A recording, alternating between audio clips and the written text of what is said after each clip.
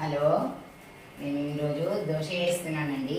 మినప దోశనండి. దీని మీద వెల్లుల్లి కారం వేస్తానండి. వెల్లుల్లి కారం దోశ వేస్తున్నానండి మా పాప కోసం. నాకు ఇష్టం అండి. దీని మీద వెల్లుల్లి కారం వేస్తానండి. వెల్లుల్లి కారం వేసుకొని దీని మీద నెయ్యి వేసుకోవాలండి.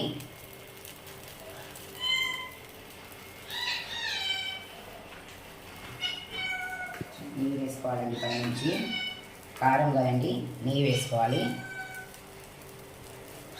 చాలా బాగుంటుందండి వెల్లుల్లి కారం దోశ.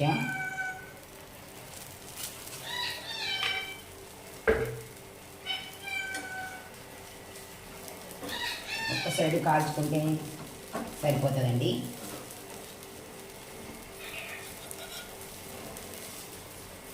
దోశ ఎర్రగా రావాలంటే పిండి మిక్సర్ పట్టిన తర్వాత పిండిలో కొంచెం చక్కెర వేసుకోవాలండి.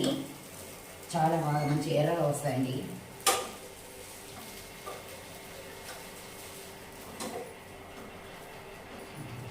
రెడీ అండి, దోశ రెడీ. బాయ్ అండి, మా పాపకి ఇస్తానండి.